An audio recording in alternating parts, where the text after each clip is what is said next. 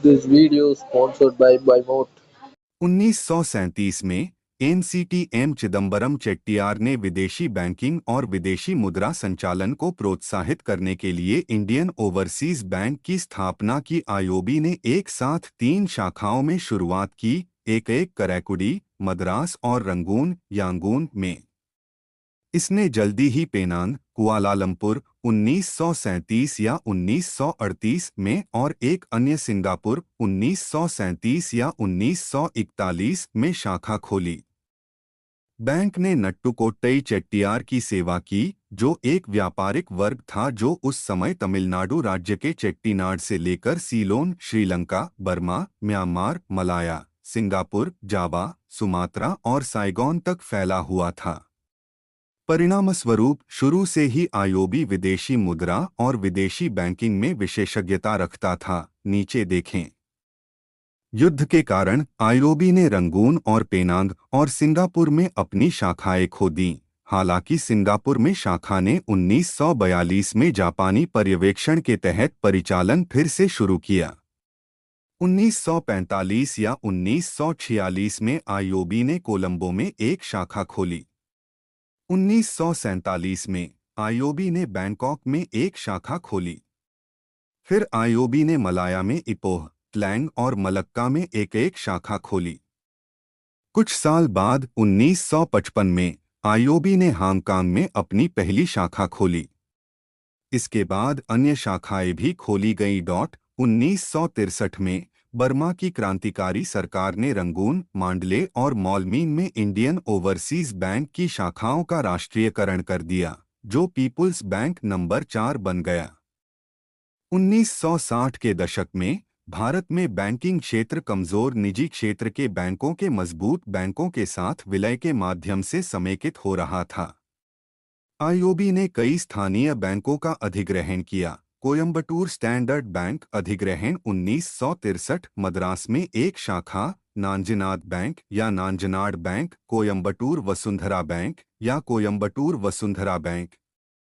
जून 1924 में स्थापित प्रधान कार्यालय और 3 शाखाएं, अधिग्रहण 1964, कुलितलाई बैंक था। 1933 अधिग्रहण 1964, 6 शाखाएं, श्रीनिवास पेरुमल बैंक, कोयंबटूर में नवंबर 1935 में स्थापित, अधिग्रहण 1966 और श्री लॉर्ड वेंकटेश्वर बैंक, जून 1931 में सलेम शेवपेट श्री वेंकटेश्वर बैंक के रूप में स्थापित, अधिग्रहण 1967, सलेम, तमिलनाडु में 2 शाखाएं। फिर 1969 में भारत सरकार ने आईओबी का राष्ट्रीयकरण कर दिया। एक समय शायद राष्ट्रीयकरण से पहले आईओबी की 80 में से 20 शाखाएं विदेशों में स्थित थीं। हालांकि मलेशियाई कानून ने मलेशिया में बैंकों के विदेशी सरकारी स्वामित्व को प्रतिबंधित कर दिया। राष्ट्रीयकरण के बाद इंडियन ओवरसीज बैंक सभी राष्ट्रीयकृत बैंकों की तरह ग्रामीण भारत में शाखाएं खोलने पर जोर देते हुए अपने भीतर की ओर मुड़ गया। 1973 में आईओबी, इंडियन बैंक और यूनाइटेड कमर्शियल बैंक ने मलेशिया में यूनाइटेड एशियन बैंक बरहात की स्थापना की। इंडियन बैंक 1941 से मलेशिया में काम कर रहा था और यूनाइटेड कमर्शियल बैंक 1948 से वहां काम कर रहा था। बैंकों ने मलेशिया में बैंकिंग कानून का पालन करने के लिए यूनाइटेड एशियन की स्थापना की, जिसने विदेशी सरकारी बैंकों को देश में काम करने से प्रतिबंधित कर दिया था।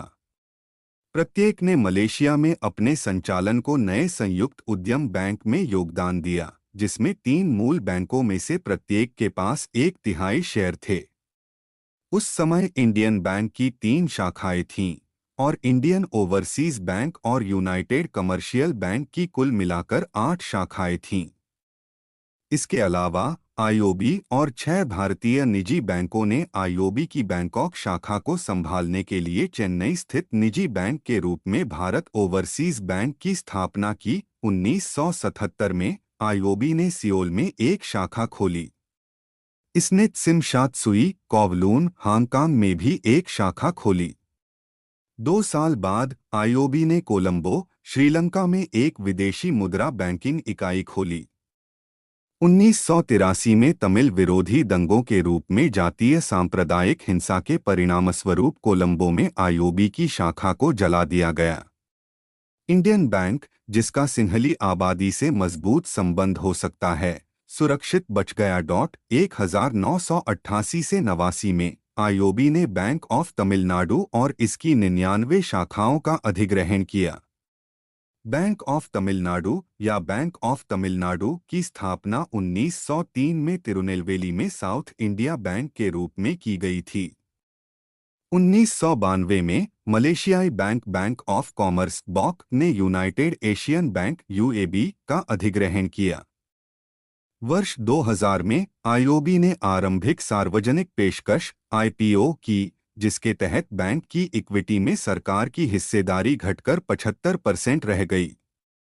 वर्ष 2001 में आईओबी ने मुंबई स्थित आदर्श जनता सहकारी बैंक का अधिग्रहण किया, जिसने इसे मुंबई में एक शाखा दी। फिर वर्ष 2009 में आईओबी ने श्री सुवर्णा सहकारी बैंक का अधिग्रहण किया, जिसकी स्थापना 1969 में हुई थी और इसका मुख्यालय पुणे में था।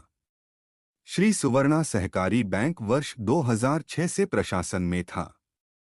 इसकी पुणे में 9, मुंबई में 2 और शिरपुर में 1 शाखा थी। कुल कर्मचारी संख्या 100 से थोड़ी अधिक होने का अनुमान था।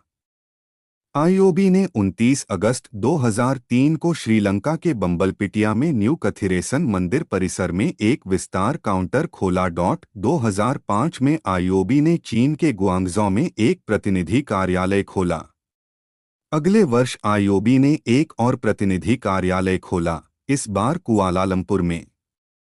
2009 में आईओबी ने दुबई, संयुक्त अरब अमीरात में एक प्रतिनिधि कार्यालय खोला। नई सहस्राब्दी में अंतर्राष्ट्रीय विस्तार एक बार फिर से बढ़ गया। 2007 में आईओबी ने भारत ओवरसीज बैंक का अधिग्रहण किया।